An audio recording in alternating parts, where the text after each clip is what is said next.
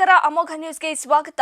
ನಾನು ಸ್ಮಿತಾ. ಕಾಶ್ಮೀರ ದಾಳಿಯಲ್ಲಿ ಧರ್ಮ ಕೇಳಿ ಕೊಂದ ಭಯೋತ್ಪಾದಕರನ್ನ ನಮ್ಮ ಹೆಮ್ಮೆಯ ಸೈನ್ಯ ಎಂದಿಗೂ ಬಿಡಬಾರದು. ಅವರನ್ನ ಗುಂಡಿಕ್ಕಿ ಕೊಂದರೆ ಮಾತ್ರ ಸತ್ತವರ ಆತ್ಮಕ್ಕೆ ಶಾಂತಿ ಸಿಗುತ್ತದೆ ಅಂತ ಜೆಡಿಎಸ್ ಮುಖಂಡ ಜೆಡಿ ಸುರೇಶ್ ಗೌಡ ಗುಬ್ಬಿಯಲ್ಲಿ ತಿಳಿಸಿದ್ದಾರೆ.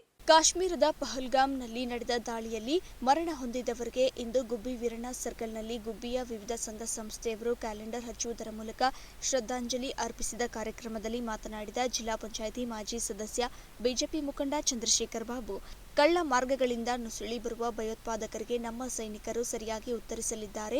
ನುಸುಳುವುದರಲ್ಲಿ ಇದರ ಯೋಚನೆ ಮಾಡಿದರೆ ಹೃದಯಾಘಾತವಾಗಬೇಕು, ಹಾಗೆ ಮಾಡುತ್ತಾರೆ ಎಂದ ಅವರು, ಶಾಂತಿಯಿಂದಿರುವ ಈ ದೇಶ ಹಿಂದೂಗಳ ಮನಸ್ಥಿತಿ ಕದಡಲು ಮಾಡಿರುವ ಷಡ್ಯಂತರ ಎಂದರು.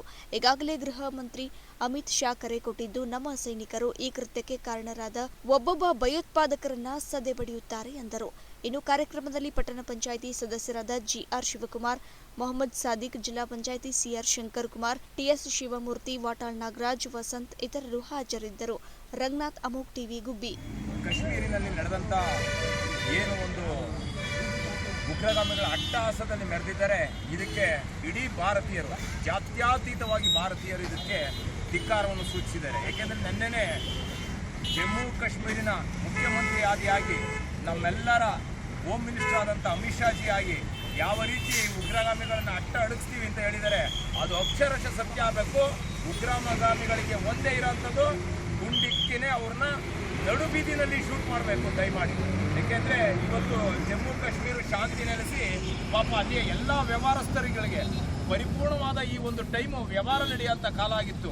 ಅವರೆಲ್ಲ ಒಂದು ಶಾಂತಿಯಿಂದ ಇವಾಗಲೇ ಒಂದು 3-4 ವರ್ಷದಿಂದ ಶಾಂತಿ ಸ್ಥಾಪನೆ ಮಾಡಿಕೊಂಡು ಎಲ್ಲ ಸಹಬಾಳತ್ವದಲ್ಲಿ ನಡೀತಾ ಇದ್ದಂಥರು ಧರ್ಮಾಧಾರಿತವಾಗಿ ಎತ್ತಿಕ್ಕಲು ಭಾರತ ದೇಶದ ಹಿಂದೂ ಮುಸಲ್ಮಾನರನ್ನು ಭಾಗ ಮಾಡಲಿಕ್ಕೋಸ್ಕರ ಧರ್ಮಾಧಾರಿತವಾಗಿ ಬರೀ ಹಿಂದೂಗಳನ್ನೇ ಹುಡುಕಿ ನೆನ್ನೆ ಪಾಕಿಸ್ತಾನ ಉಗ್ರಗಾಮಿಗಳು ಅವ್ರನ್ನೆಲ್ಲ ಕೊಲೆಗೈದಿರೋಂಥದ್ದು ಇದು ಅಕ್ಷರಶಃ ವಿರೋಧಿಸುವಂಥ ಅಂಶ ಆಗಿದೆ. ಇದನ್ನು ಈ ಕೂಡಲೇ ನಮ್ಮ ಭಾರತೀಯ ಸೇನೆ ಮೆಟ್ಟಿ ನಿಲ್ಲುತ್ತೆ ಅಂತ ನಿಮ್ಮೆಲ್ಲರಿಗೂ ಗೊತ್ತಿರೋಂಥ ವಿಚಾರಣೆ. ಯಾವ ರೀತಿ ಈ ಬಾರಿ ಮೆಟ್ಟಿ ನಿಲ್ಲಬೇಕು ಅಂದರೆ ಭಾರತದೊಳಗೆ ನುಸುಳದಲ್ಲ, ಭಾರತದೊಳಗೆ ನುಸುಳಲು ಯೋಚನೆ ಮಾಡೋರು ಸಹ ಅಲ್ಲೇ ಹೃದಯಾಘಾತ ಆಗಿ ಸತ್ತೋಗ್ಬೇಕು. ಆ ರೀತಿ ಒಂದು ಇದನ್ನು ಈ ಸತಿ ಖಡಕ್ಕಾದ ಒಂದು ಆನ್ಸರ್ ಅನ್ನು ನಮ್ಮ ಭಾರತದ ಸೈನಿಕರು ನೀಡ್ತಾ ಇದ್ದಾರೆ ಈ ಸತಿ ಅಂತ ನಾವಾದರೂ ಅಂದ್ಕೊಂಡಿದ್ದೀವಿ. ನಿನ್ನೆ ನಡೆದಂಥ ಹುತಾತ್ಮರಿಗೆ ಇವತ್ತು ಗುಬ್ಬಿಯ ಎಲ್ಲ ನಾಗರಿಕ ಬಂಧುಗಳಾಗಿ ನಾವುಗಳೆಲ್ಲರೂ ಶ್ರದ್ಧಾಂಜಲಿ ಸಭೆಯನ್ನು ಇಂದು ಈ ಸರ್ಕಲ್ನಲ್ಲಿ ಏರ್ಪಡಿಸಿದ್ವಿ. ಅವರೆಲ್ಲರಿಗೂ ಭಗವಂತ ಅವರ ಆತ್ಮಕ್ಕೆ ಶಾಂತಿ ನೀಡಲಿ, ಮತ್ತೆ ಅವರ ನೆಂಟರಿಗೆ, ಅವರ ಬಂಧುಗಳಿಗೆ ಕಾಶ್ಮೀರದ ಪ್ರವಾಸಿ ತಾಣದ ಮೇಲೆ ಏನು ಪಾಕಿಸ್ತಾನದ ಉಗ್ರಗಾಮಿಗಳು ಪ್ರವಾಸದಲ್ಲಿದ್ದಂಥ ಭಾರತೀಯರ ಮೇಲೆ ಧರ್ಮ ಆಧಾರಿತವಾಗಿ ನಮ್ಮ ಕ್ರೌರ್ಯವನ್ನು ನಡೆದಿರ್ತಕ್ಕಂಥದ್ದನ್ನು ಖಂಡನೆ ನಡೆಯುವತ್ತು ಗುಬ್ಬಿ ನಗರದಲ್ಲಿ ನೆನ್ನೆ ಹುತಾತ್ಮರಾದಂಥ ಎಲ್ಲ ನಮ್ಮ ಭಾರತೀಯರಿಗೂ ಒಂದು ಶ್ರದ್ಧಾಂಜಲಿ ಸಭೆಯನ್ನು ಇವತ್ತು ಎಲ್ಲ ನಮ್ಮ ಸ್ನೇಹಿತ ಬಂಧುಗಳು ಸೇರಿಕೊಂಡು ಇವತ್ತು ಒಂದು ಕಾರ್ಯಕ್ರಮವನ್ನು ಮಾಡ್ತಾಯಿದ್ದೀವಿ. ನಿನ್ನೆ ನಡೆದಂಥ ಒಂದು ದುರ್ಘಟನೆ ಇಡೀ ಭಾರತದ ಇತಿಹಾಸದಲ್ಲಿ ಇದು ಒಂದು ಕಪ್ಪು ಚಿಟ್ಟೆಗೆ ಸೇರಿದಂಥ ವಿಚಾರ ಅನ್ನೋದು ಅತ್ಯಂತ ನೋವಿನ ಸಂಗತಿ. ಈ ವಿಚಾರವಾಗಿ ಎಲ್ಲ ಭಾರತೀಯರು ಎಚ್ಚೆತ್ತುಕೊಳ್ಳಬೇಕು. ಪಾಕಿಸ್ತಾನದ ಕ್ರೌರ್ಯದ ವಿರುದ್ಧ ಎಲ್ಲ ಇಡೀ ಭಾರತ ದೇಶದ ಜನ ಹೋರಾಟ ಮಾಡಬೇಕು ಅಂತ ಈ ಮೂಲಕ ಭಾರತೀಯರಿಗೆ ಪ್ರಾರ್ಥನೆ ಮಾಡ್ತಾರೆ. ಮಹಾತ್ಮ ಗಾಂಧಿ ರಾಷ್ಟ್ರೀಯ ಗ್ರಾಮೀಣ ಉದ್ಯೋಗ ಖಾತ್ರಿ ಯೋಜನೆಗೆ ಪಿಡಿಒ ಯುವರಾಜ್ ಚಾಲನೆ ಕೊಟ್ಟಿದ್ದಾರೆ. ಗುಬ್ಬಿ ತಾಲೂಕಿನ ಸಿಎಸ್ಪುರ ಪಂಚಾಯತ್ ವತಿಯಿಂದ ನರೇಗಾ ಕಾಮಗಾರಿ ಪ್ರಾರಂಭದ ಆದೇಶವನ್ನು ಸಿಎಸ್ಪುರದ ಪ್ರತಿ ಮನೆಗೆ ಭೇಟಿ ನೀಡಿ ಗ್ರಾಮ ಪಂಚಾಯಿತಿ ಅಧಿಕಾರಿ ಯುವರಾಜ್ ನರೇಗಾ ಕಾಮಗಾರಿಯಲ್ಲಿ ಬೇಸಿಗೆ ಅವಧಿಯಲ್ಲಿ ಗ್ರಾಮೀಣ ಪ್ರದೇಶದ ಜನತೆಗೆ ನಿರಂತರ ಕೂಲಿ ಕೆಲಸ ಕೊಡಿಸಲು ಪ್ರತಿ ಅಕುಶಲ ಕೂಲಿ ಕಾರ್ಮಿಕರಿಗೆ ಪ್ರತಿ ಸದಸ್ಯರಿಗೆ 1 ದಿನದ ಕೂಲಿ ಮೊತ್ತ 370 ಬದು, ಪೌಷ್ಟಿಕ ಕೈತೋಟಗಳ ನಿರ್ಮಾಣ, ಮಾವು, ಗುಲಾಬಿ, ತೆಂಗು, ಪಪಾಯ ಇನ್ನೂ ಅನೇಕ ಕಾಮಗಾರಿಗಳ ಬಗ್ಗೆ ಮಾಹಿತಿ ನೀಡಿದರು. ಇದೇ ಸಂದರ್ಭದಲ್ಲಿ ತಾಲೂಕು ಐಇಸಿ ಸಂಯೋಜಕ ರಾಘವೇಂದ್ರ, ಜೆಕೆಎಂ ಸುಧಾ ಹಾಗೂ ಎಲ್ಲಾ ಗ್ರಾಮ ಪಂಚಾಯಿತಿ ಸದಸ್ಯರು ಹಾಗೂ ಗ್ರಾಮ ಪಂಚಾಯಿತಿ ಸಿಬ್ಬಂದಿಗಳು ಹಾಜರಿದ್ದರು. ರಂಗನಾಥ್, ಅಮೋಘ್ ಟಿವಿ, ಗುಬ್ಬಿ. ದೇವನಹಳ್ಳಿ ತಾಲೂಕು ಚನ್ನರಾಯಪಟ್ಟಣ ಹೋಬಳಿಯ ಚನ್ನಹಳ್ಳಿ ಗ್ರಾಮ ಪಂಚಾಯಿತಿಯ ವಿಶೇಷ ಗ್ರಾಮ ಸಭೆ ನಡೆಯಿತು.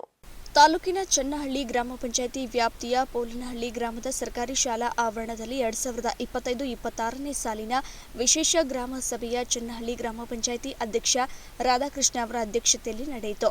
ಜಿಲ್ಲಾ ಗ್ಯಾರಂಟಿ ಯೋಜನೆಗಳ ಅಧ್ಯಕ್ಷ ರಾಜಣ್ಣ ಮಾತನಾಡಿ, ಈ ಹಿಂದೆ ಗ್ರಾಮಸ್ಥರಿಗೆ ನೀಡಿದ ಭರವಸೆಯಂತೆ ನಿಮ್ಮ ಗ್ರಾಮಗಳಿಗೆ ನೀಡಬೇಕಾದ ನಿವೇಶನಗಳನ್ನು ನಿಮ್ಮ ಗ್ರಾಮದವರಿಗೆ ಮಾತ್ರ ಮೀಸಲಿಟ್ಟು ನೀಡಲಾಗುತ್ತದೆ.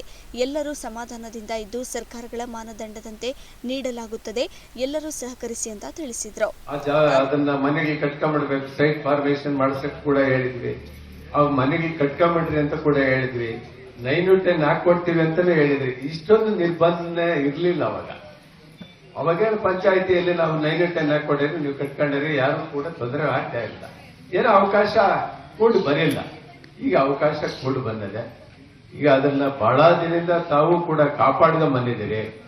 5.5 ಎಕರೆ ಜಾಗ ನಮ್ಮೂರ್ಗೆ ಬೇಕು, ನಮ್ ಜನಕ್ಕೆ ಬೇಕು ಅನ್ನೋ ದೃಷ್ಟಿ ಇಟ್ಕೊಂಡು ಕಾಪಾಡ್ಕೊಂಡ್ ಬಂದಿದ್ದೀರಿ. ಅದ್ರಾಗೇನು ಎರಡನೇ ಮಾತ್ರ ಇಲ್ಲ. ಈಗಾಗಲೇ ನಾವು 2-3 ಸಭೆನೂ ಕೂಡ ನಿಮ್ಮೂರೆಲ್ಲ ಮಾತಾಡಿದ್ವಿ. ಎಲ್ಲಾರನ್ನೂ ಸೇರಿಸಿ, ನೋಡಪ್ಪ ನಿಮ್ ಜಾಗ ನಿಮ್ ಸ್ವತ್ತು ನಿಮ್ಗೆ ಸೇರ್ಬೇಕು, ಅದನ್ನ ಮಾಡ್ಕೊಳ್ಳೋ ಜವಾಬ್ದಾರಿ ನಮ್ಮದು. ಈಗಾಗಲೇ ಮಂತ್ರಿಗಳ ಹತ್ರ ಕೂಡ ಆ ವಿಚಾರವನ್ನ ಹೇಳಿದ್ದೀವಿ. ನಾವು ಅದನ್ನು ಕೂಡ ನಾವು ಅದನ್ನ ಇಮಿಡಿಯೇಟ್ ಆಗಿ ಸೈಕಲ್ ಮಾಡ್ಬೇಕಂತ ಕೂಡ ಮಾತಾಡಿದ್ದೀವಿ. ಪಾಪ ಹೆಂಗಪತಿನ ನರಸಿಂಹಯ್ಯನ ಇವನ್ನೆಲ್ಲ ಕೂಡ ಜವಾಬ್ದಾರಿ ಹಾಕಿ ಅದನ್ನ ಫಾಲೋ ಮಾಡಕ್ ಹೇಳಿದ್ವಿ. ಅಲ್ಲಿ ಫಾಲೋ ಮಾಡ್ತಾ ಇದ್ರಿ, ನಾನು ಯಾರಿಗೆ ಹೇಳ್ಬೇಕೋ ಅದನ್ನ ಹೇಳ್ತೀನಿ ಅನ್ನೋ ದೃಷ್ಟಿ ಇಟ್ಕೊಂಡು ನಾನು ಮಾತಾಡಿದ್ರಿ. ಇದೆಲ್ಲ ಆಗಿ ಬಂದಿದೆ, ಈಗ ಸೈಕಲ್ಗಾಗಿ ಬಂದಿದೆ. ಆದ್ರೂ ಕೂಡ ನಮ್ಮ ಸ್ನೇಹಿತರು ಇಲ್ಲಿದ್ದಂತ ನಮ್ಮ ಮುಖಂಡರು ಪಾಪ ಆತರ ಅವ್ರಿಗೆ ಇನ್ಯಾರಿಗೆ ಹಂಚ್ಬಿಡ್ತಾರೋ ಇನ್ಯಾರು ಕೊಟ್ಬಿಡ್ತಾರೋ ಅಂತೇಳಿ ಇದು ಬರ್ತಾನೆ ಅವಾಗೆ ಹೋಗಿ ಬಾಯಿಗಳಕ್ಕೆ ಶುರು ಮಾಡ್ತಾರೆ. ತಾಲೂಕು ಗ್ಯಾರಂಟಿ ಯೋಜನೆಗಳ ಅಧ್ಯಕ್ಷ ಜಗನ್ನಾಥ್ ಮಾತನಾಡಿ, ಗ್ರಾಮ ಪಂಚಾಯಿತಿ ವ್ಯಾಪ್ತಿಯಲ್ಲಿನ ಜನರಿಗೆ ಯಾವುದೇ ಸಮಸ್ಯೆ ಬಾರದಂತೆ ಅಧಿಕಾರಿಗಳು ಕ್ರಮ ವಹಿಸಬೇಕು. ಮೂಲಭೂತ ಸೌಕರ್ಯಗಳನ್ನು ಕಾಲಕಾಲಕ್ಕೆ ನೀಡಬೇಕು ಹಾಗೂ ಮುಖಂಡರು ಇದರ ಬಗ್ಗೆ ಗಮನ ಹರಿಸಬೇಕೆಂದು ಸಲಹೆ ನೀಡಿದ್ರು.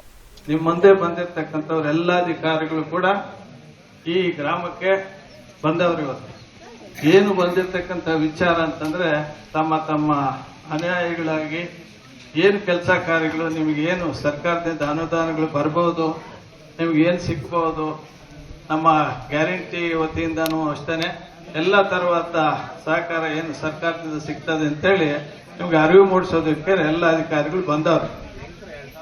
ಅದನ್ನ ತಾವುಗಳೆಲ್ಲ ಯಾವ ರೀತಿ ತಗೋಬೇಕು ಅನ್ನೋದು ಒಂದು ಮಂದಟ್ಟು ಮಾಡೋದಕ್ಕೆ ಬಂದಿರ್ತಾರೆ. ನೀವು ಅದನ್ನ ತಗೋಬೇಕು. ಯಾಕಂದ್ರೆ ರೈತರಿಗಿರ್ಬೋದು, ಮಕ್ಕಳಿಗಿರ್ಬೋದು, ವಿದ್ಯಾಭ್ಯಾಸಕ್ಕಿರ್ಬೋದು ಎಲ್ಲ ತರವಾದ ಸೌಲಭ್ಯಗಳು ಸರ್ಕಾರದಿಂದ ಸಿಗ್ತಾ ಇದೆ. ಅದೇ ರೀತಿ ಕೂಡ ಈಗ ಹೆಚ್ಚಿನ ಇಲ್ಲಿ ಸಮಸ್ಯೆ ಏನು ಇಲ್ಲ ಅಂತ ಅನ್ಕೊಂಡಿದ್ದೀನಿ. ಒಂದ್ ಸಮಸ್ಯೆ ಇದೆ, ಅದು ಎಲ್ರಿಗೂ ಗೊತ್ತಿರ್ತಕ್ಕಂಥ, ರಾಜನ್ಗೂ ಗೊತ್ತು, ರಾಧಾಗೂ ಗೊತ್ತು, ಈ ಊರ್ನವ್ರಿಗೆಲ್ಲ ಗೊತ್ತಿರ್ತಕ್ಕಂಥ ವಿಚಾರ. ಏನಪ್ಪಾ ಅಂತಂದ್ರೆ, ನನ್ನ ಹತ್ರ ಬಂದು ಪಾಪ ಕೆಲವರೆಲ್ಲ ಹೇಳಿದ್ರು, ಈ ಊರಿನಲ್ಲಿ ಸುಮಾರು ವರ್ಷಗಳಿಂದ ಒಂದು 5 ಎಕರೆ ಜಾಗ ಕೇಸುಗಳು ನಡೆಸ್ಕೊಂಡು ಬರ್ತಾ ಇರ್ತಕ್ಕಂಥ ಜಾಗ, ಆ ಜಾಗ ಊರಿನವ್ರಿಗೆ ಕೊಡಬೇಕು ಅನ್ನೋ ವಿಚಾರವಾಗಿ ಅವ್ರು ಕೇಳ್ಕೊಂತವ್ರೆ.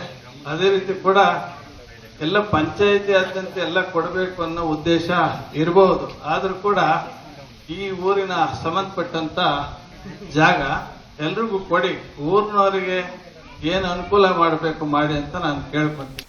ಗ್ರಾಮ ಸಭೆಯಲ್ಲಿ ಗ್ರಾಮ ಪಂಚಾಯಿತಿ ಉಪಾಧ್ಯಕ್ಷೆ ಮುನಿರತ್ನಮ್ಮ, ಸದಸ್ಯರಾದ ನರಸಿಂಹಯ್ಯ, ದೇವರಾಜ್, ಶಶಿಕಲಾ, ಶೋಭಾ ಇತರರು ಹಾಜರಿದ್ದರು. ಅಕ್ಷಯವಿ, ಅಮೋಕ್ ಟಿವಿ, ದೇವನಹಳ್ಳಿ. ಮಂಚೇನಹಳ್ಳಿಯಲ್ಲಿ ಕಲ್ಲು ಕ್ವಾರಿ ಕ್ರಷರ್ಗೆ ರಸ್ತೆ ನಿರ್ಮಾಣ ವಿರೋಧಿಸಿ ಪ್ರತಿಭಟನೆ ನಡೆಯುತ್ತಿದ್ದವರ ಮೇಲೆ ಮಾಜಿ ಎಂಎಲ್ಸಿ ವೈಎ ನಾರಾಯಣಸ್ವಾಮಿ ಸಂಬಂಧಿ ಗುಂಡಿನ ದಾಳಿ ನಡೆಸಿರುವ ಘಟನೆ ನಡೆದಿದೆ. ರಸ್ತೆ ನಿರ್ಮಾಣಕ್ಕೆ ವಿರೋಧ ವ್ಯಕ್ತಪಡಿಸಿದ್ದಕ್ಕೆ ವೈಎ ನಾರಾಯಣಸ್ವಾಮಿ ಸಂಬಂಧಿ ಸಕಲೇಶ್ ಕುಮಾರ್ ಸಿನಿಮಯ ರೀತಿಯಲ್ಲಿ ಪ್ರತಿಭಟನಾಕಾರರ ಮೇಲೆ ಗುಂಡಿನ ದಾಳಿ ನಡೆಸಿದ್ದಾರೆ. ಪ್ರತಿಭಟನಾಕಾರರನ್ನ ಅಟ್ಟಾಡಿಸಿ 3 ಸುತ್ತು ಗುಂಡು ಹಾರಿಸಿದ್ದು, 1 ಗುಂಡು ಚಿಕನ್ ರವಿ ಅವರ ದೇಹದೊಳಗೆ ಹೊಕ್ಕಿದೆ. ಸ್ಥಳಕ್ಕೆ ಚಿಕ್ಕಬಳ್ಳಾಪುರ ಎಸ್ಪಿ ಕುಶಲ್ ಹಾಗೂ ದೀಪ್ತಿ ಎನ್ ಭೇಟಿ ನೀಡಿ ಪರಿಶೀಲನೆ ನಡೆಸಿದ್ದಾರೆ.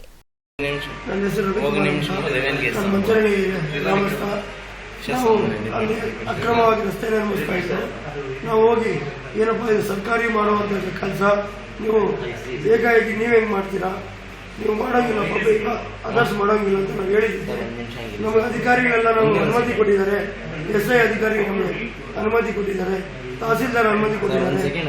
ಅದು ಇವ್ರು ಅವ್ರದ್ದೇನೋ ಇಲ್ಲ ಬೇರೆ ಅವ್ರದ್ದು ಅದನ್ನ ನಿಲ್ಲಿಸ್ಬೇಕು, ಕ್ರಶ್ ಆಗ್ತಾ ಇದೆಯಂತಲ್ಲ ಸರ್, ಅದನ್ನ ನಿಲ್ಲಿಸ್ಬೇಕು ಅಂತ ಇದು ಮಾಡಿದ್ದಾರೆ. ಆದರೆ ನೋಡ್ರಿ ಮೇಲಧಿಕಾರಿಗಳೆಲ್ಲ ಸೇರಿಕೊಂಡು ಅವ್ರಿಗೆ ಶೂಟ್ ಮಾಡಿದ್ದಾರೆ.